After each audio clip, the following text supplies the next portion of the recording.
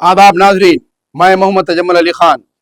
News One live TV में आपका इस्तकबाल है। तो पार्लियामेंट के अंदर बजट सेशन पर मुबाहिस में हिस्सा लेते हुए हैदराबाद के मेंबर ऑफ पार्लियामेंट जनाब असदुद्दीन ओवैसी सदर मजलिस इत्तेहादुल मुस्लिमीन ने कहा है कि मुसलमानों को तासुब की बुनियाद पर खारिज करके वक्सत भारत नहीं बनाया जा सकता। उन्होंने मोदी हुकूमत पर तनकीद करते हुए कहा कि मोदी हुकूमत मुसलमानों को मुकम्मल तौर पर नज़रअंदाज कर रही है।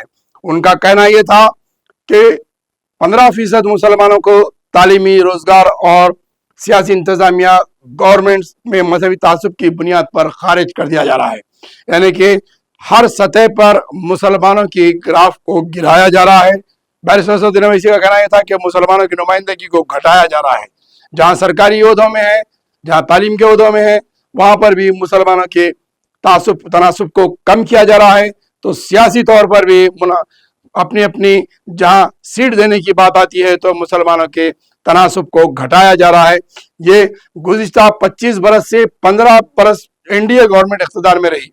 साबिका 25 बरस का उन्होंने पार्लियामेंट में हवाला दिया और उन्होंने कहा कि 15 बरस में एनडीए गवर्नमेंट रही, 5 साल वाजपेयी का दौर, 10 साल नरेंद्र मोदी का दौर। इस दौर में मुसलमानों के साथ बड़ी नाइंसाफी की गई। यही बेनूदी ग्रेजुएट्स बेरोजगार हैं।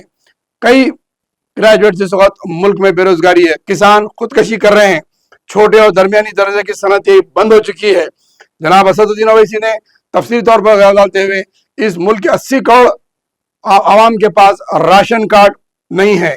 कई अफराद मुल्क की पूरी सतह पर उन्होंने गौर करते हुए बताया कि 80 करोड़ आबादी पर राशन कार्ड नहीं है, मकानात ज़ाती नहीं है, बुनियादी सहूलतों से कौम महरूम है। यूनिवर्सिटीज़ में वाइस चांसलर्स के ओहदों पर कोई मुसलमान ओहदेदार मौजूद नहीं है। तालीमी मैदान में 2014 से उजरत में कमी की गई है। हर साल 1.30% की कमी वाक़ हो रही है। उन्होंने इस तरफ भी हवाला दिया। उन्होंने कहा कि स्कॉलरशिप्स तकरीबन ख़त्म कर दी गई हैं। तो इस तरीके से 750 पार्टी के नए दफातर मुल्क भर में खोले गए। गरीबों को PAY स्कीम के तहत रुश्वत दिए बगैर घर नहीं मिलता।